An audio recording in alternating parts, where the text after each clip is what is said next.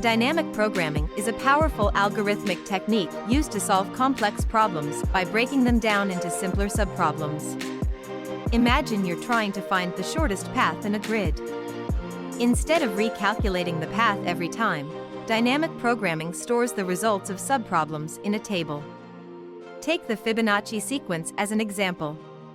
Instead of calculating each Fibonacci number from scratch, we can store previously computed values. So, to find the fifth Fibonacci number, we calculate the 0th to 4th ones, store them, and use those stored values to get the fifth efficiently. This approach saves time and resources, making it ideal. Imagine you're standing at the top left corner of a grid, ready to embark on a journey to the bottom right corner. Each cell represents a city, and the numbers inside tell you the distance to travel. Instead of wandering aimlessly, you harness the power of dynamic programming. You start by calculating the shortest distance to each neighboring cell. It's like building a roadmap, step by step. As you move through each row, you keep track of the shortest paths you've discovered, using them to inform your next move. You're not just exploring, you're strategically piecing together the best route.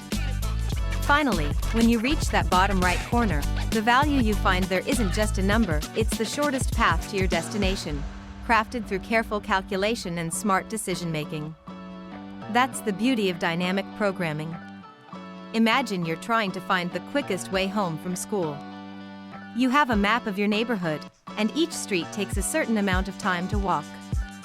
Dynamic programming is like figuring out the fastest route street by street. You start at your school and look at the two streets that lead away from it. Let's say one takes 3 minutes and the other takes 5.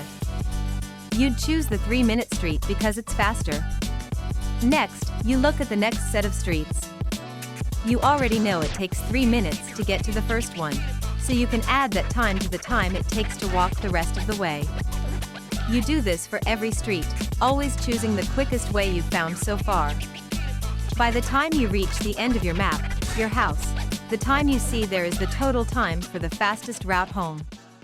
Okay, so dynamic programming has a few upsides and downsides. To start, the biggest advantage is that it's super fast at solving problems. Instead of doing the same calculations over and over, it remembers the answers and just reuses them. This is like if you're trying to find the shortest way to your friend's house. You wouldn't keep checking every single route each time, you'd remember the fastest way and always take that one. Another benefit is that it guarantees you'll find the best answer. With some other problem-solving methods, you might find a good answer, but not necessarily the absolute best one.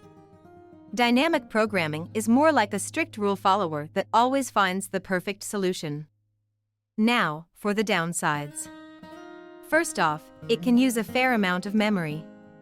Since you're storing all those answers, you need space to hold them. This isn't always a problem, but it's something to keep in mind. Also, dynamic programming problems can be a bit tricky to wrap your head around.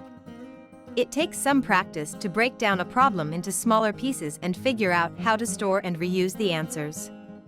It's like learning a new game. It might be confusing at first, but it gets easier with time.